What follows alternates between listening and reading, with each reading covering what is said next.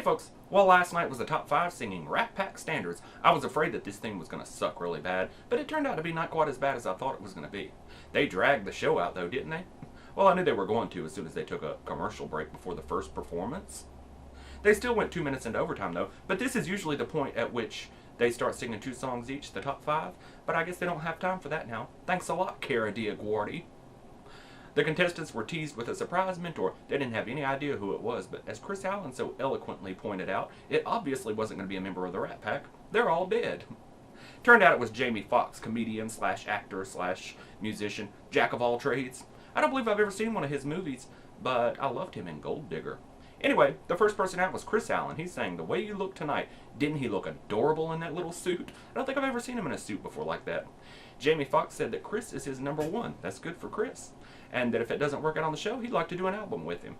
He said that Kris is not trying to sing the throat Olympics. And that's one thing I love about Kris too, because too many people destroy what would otherwise be a good performance by just screeching and showing off and saying, "Look what I can do." And Kris just sings the song and does what he does. And, well, I'm not talking about anybody in particular. I thought it was pretty good. It wasn't my favorite from Kris. Of course, I think that had more to do with the theme than the singing. The singing was great, except for that note at the end. I think he didn't quite make it where he was trying to take it, and so it turned out to be an odd way to end the song.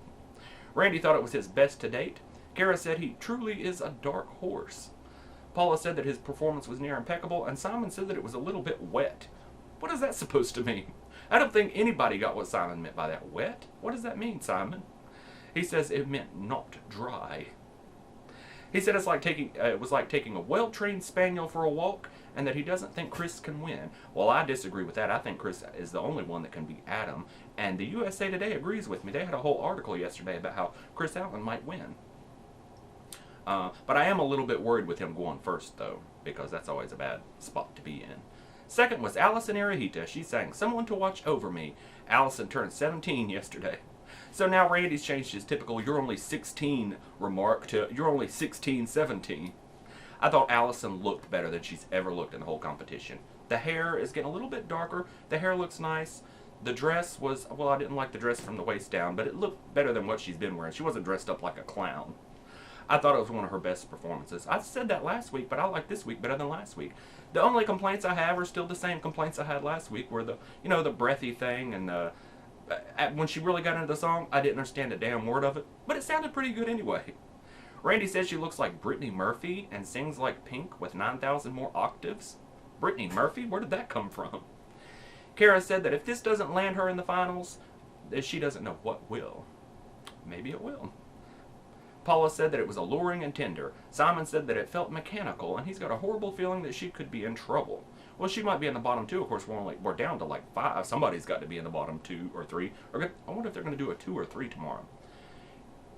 Kara told Simon, "I love you, but you are crazy." Not from what I've read. Kara doesn't love none of them, and they don't love her either. I've read that it's not all paradise down there at the judges' table anymore. Not with Kara Diagordi there.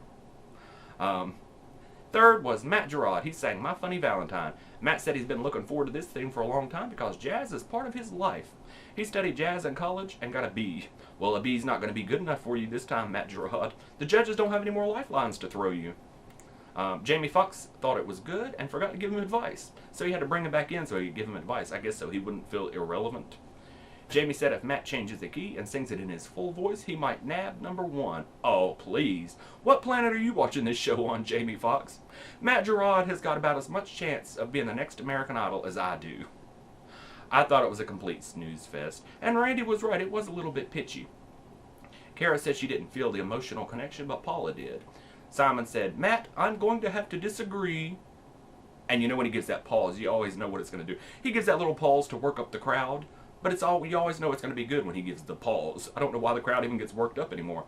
So Simon disagreed with Randy. I thought it was absolutely brilliant. It made me, though, hearing that song again, made me go back and watch Melinda Doolittle's performance in season 6. And she did that in the top week of the top 20, and that one performance alone gave her enough steam to carry her to the top 3. And this performance is not even going to have enough steam to carry Matt to the top 4, I don't think. Next was Danny Gokey. He sang "Come Rain or Come Shine." Jamie Foxx got up in Danny's grill. I thought he was going to kiss him, didn't y'all?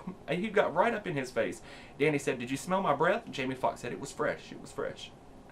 He said when he got right up in Danny's grill is when he was his purest and truest. How do you know? You couldn't see nothing but the back of his throat. It was another typical Danny performance. I feel like I'm saying the same things about him every week, but I guess that's because I feel like I'm watching the same performance from him every week. It started off slow, and then he took it to church. I thought the end was a little more spastic than he usually is at the end of a song. Did you all see him clapping for himself after his performance, though? Who does that? Who claps for their own performance? That's like when Ryan Seacrest on Results Night says, we got 35 million votes last night. Don't clap for yourself. Randy Jackson said, this is a singing competition, and you can sing. Thanks for reminding us of that, Randy Jackson. We almost forgot. Kara said she liked his swagger, and she agrees with Randy that this is his type of music. He should do standards. What, so old-fashioned songs from the 50s is what he should be singing? It gets to me how the judges sometimes, they'll bitch at people for not being relevant and current, and then Danny Gokey has been the least current since Taylor Hicks, and they praise him for it. I don't get it. His music is so old-fashioned. I can never hear him being on pop radio. Yeah, he might get on Christian radio or Muzak. When you go in the grocery store, you hear that music. I went in the grocery store the other day and heard Taylor Hicks. Do I make you proud? Well, he didn't make us proud, did he? And the last of the night was Adam Lambert. He sang, I'm Feeling Good. Jamie Foxx said that he's not going to knock everybody's heads off. I said, oh, no, don't knock my head off. I didn't want to hear all that screeching tonight. Well, he came down Ryan Seacrest's staircase. Third time it's been used this season besides Ryan Seacrest walking down it. Ryan said he's not going to strut down the stairs like that, though. But Adam worked the steps, and I liked the song a lot better than I've been liking Adam the past couple of weeks, because he kept the screeching to a minimum, and he sang it lower than he normally has been singing. So I thought it was pretty good. I know I'm not the only one, though, tired of seeing him in a suit. The suits that he wears seems to be so big on him. Makes him look bigger than he is. I want to see what he wears other than suits. Randy said that it was a little theatrical and drama-filled, and he said he's been saying that every week. Randy hasn't said that every week. This is the first time I've heard Randy say that. Kara said that it was confusing and shocking and sleazy. Sleazy? What the hell are you snorting, Cara Weirdy? Paula said it was like watching the Olympics, and that Adam is Michael Phelps. Simon said that Randy complaining about Adam being theatrical is like complaining that a cow moos. So anyway, I thought the best of the night was Allison. I thought she was the best, hands down. And I thought the worst was Danny, only because it's the same thing from Danny every week. Between Matt and Danny. So I think the bottom two will be probably Matt and whoever else. Maybe Kris, because Kris was first. But maybe Danny because, well, I'm rambling now, aren't I? So who do you all think is going home? I think it's going to be Matt. If Matt doesn't go home, people are going to be furious. So anyways, tomorrow we have a performance from Mr. Taylor Hicks. Does he make us proud? I don't know. Does he make you proud? He doesn't make me proud.